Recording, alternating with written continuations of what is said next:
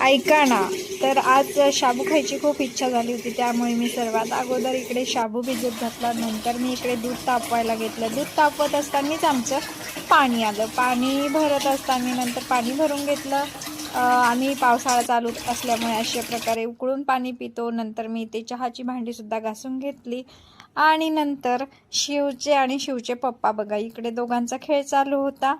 तर त्यांचा खेळ असा होता की डॉक्टर खेळायचं. आणि बघा, शिव बोलतात की डॉक्टर कशी इंजेक्शन देतात, मला दाखवा ना पप्पा. तर त्याचे पप्पा अशा प्रकारे त्याच्याशी खेळ खेळत होते. नंतर मी इकडे सर्वात अगोदर भाजून घेतली ती शेंगदाणे. नंतर मी एक मोठा बटाटा कट करून घेतला. बटाटा थोडा मोठाच घेतला कारण की आमच्या शिवला खूप आवडतो.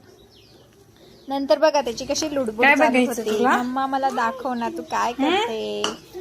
तर तो सुद्धा इथे किचनमध्ये येऊन उभा राहिला. आणि मग मी शेंगदाणे त्याला बोलत भाजून घेतली. मम्मा मला दाखव. तर त्याला सुद्धा मी शेंगदाणे दाखवले.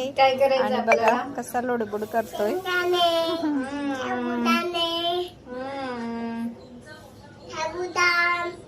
साबुदाणे करतोय ना.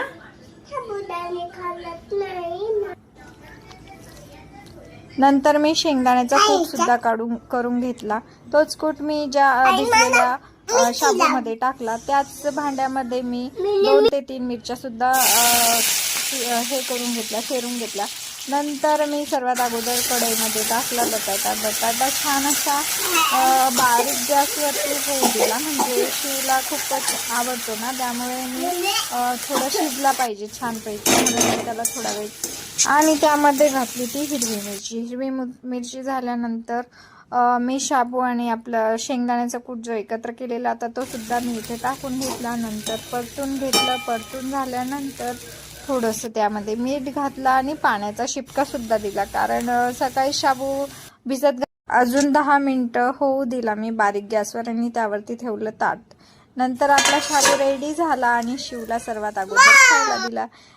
सर्वात अगोदर शिवने प्रार्थना केली आणि नंतर खायला सुरुवात केली. तर अशाच प्रकारे आमचा दिवस गेला. आणि व्हिडिओ आवडला असेल तर कमेंट करा, सबस्क्राईब करायला विसरू नका चॅनल.